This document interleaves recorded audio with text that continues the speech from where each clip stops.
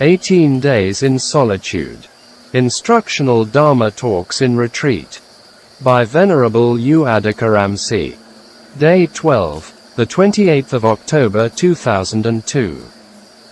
We're arriving at the two-thirds of the practice, and have to climb up the difficult part. According to Solitude, we had already seen impermanence. After seeing impermanence, we arrive to weariness. Yesterday some yogis experienced the corruptions of insight, developing from the immature stage to the mature stage. If you're arriving at Nibbida Nana, and it's the stage of the purification of the way, Patipada Nanadasana Visuddhi. After that, it is the path knowledge, purification by knowledge and vision, Nanadasana Visuddhi. This is the time of near to the top of the mountain. At this time you must have stable mindfulness.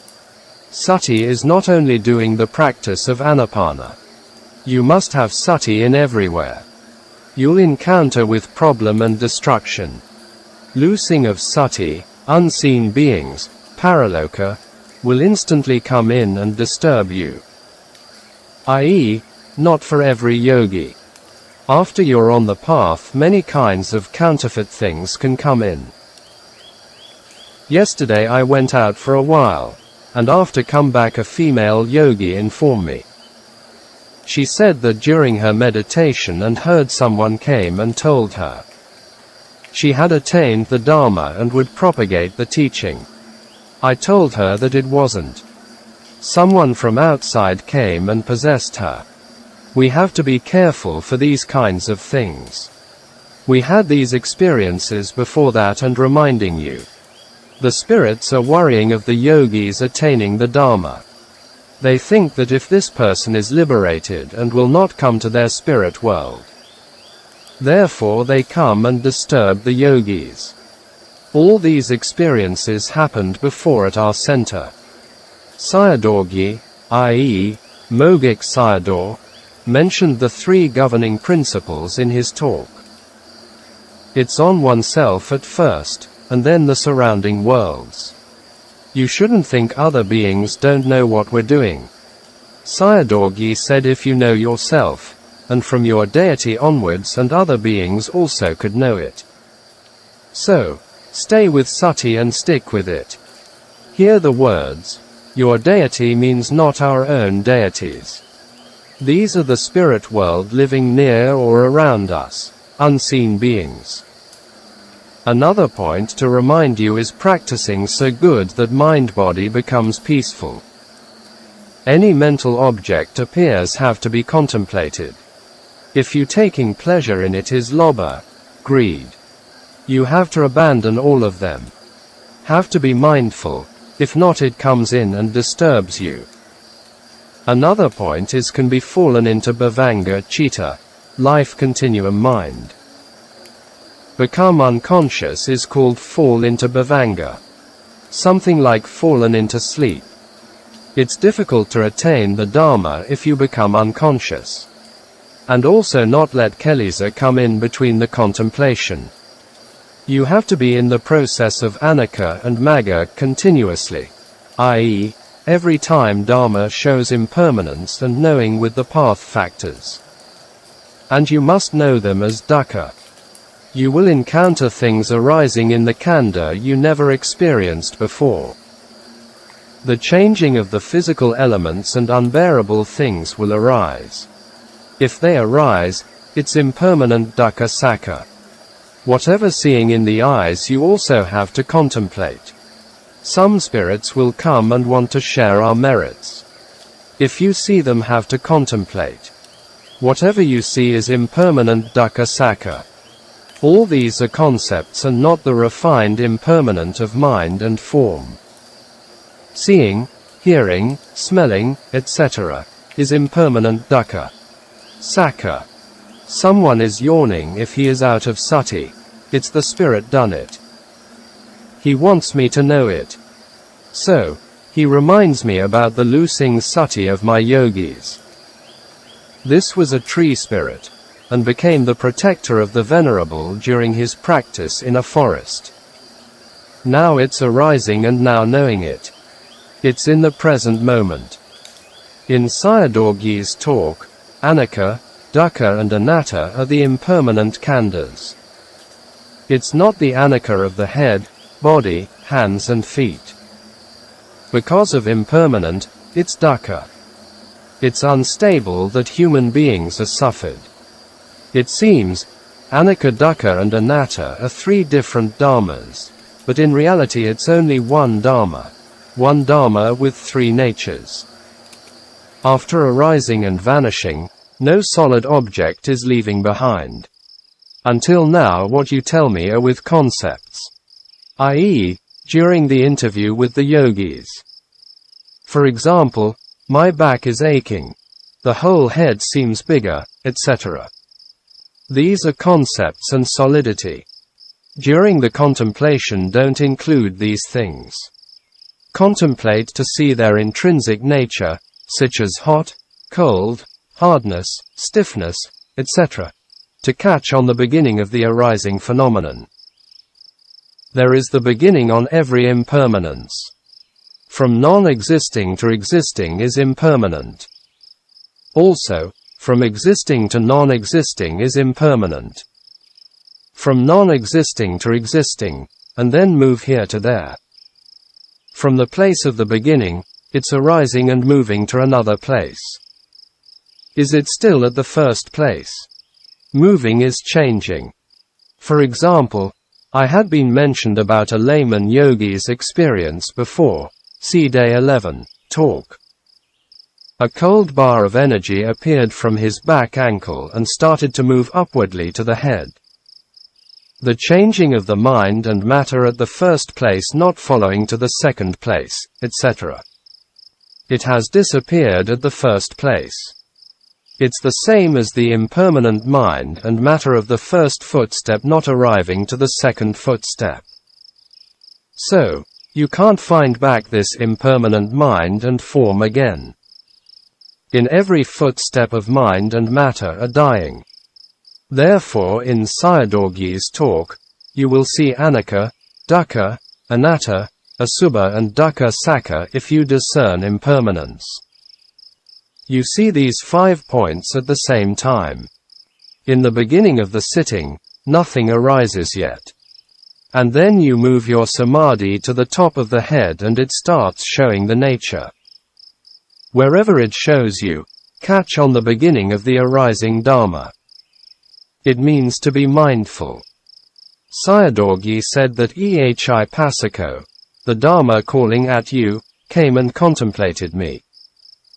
Sandatiko, you would see it yourself. The chaotic situations are impermanent. Is it stopping or moving? It's never stopping. From small and it becomes bigger. And from big and it can become smaller. You can see its disintegration, movement and change, etc. All these unstable movements are impermanent. In vipassana contemplation it also needs endurance. These natural phenomena happen by itself that we can't want them to be like that. You have to observe and contemplate according to its nature. For example, the yogi wants the pain to go away.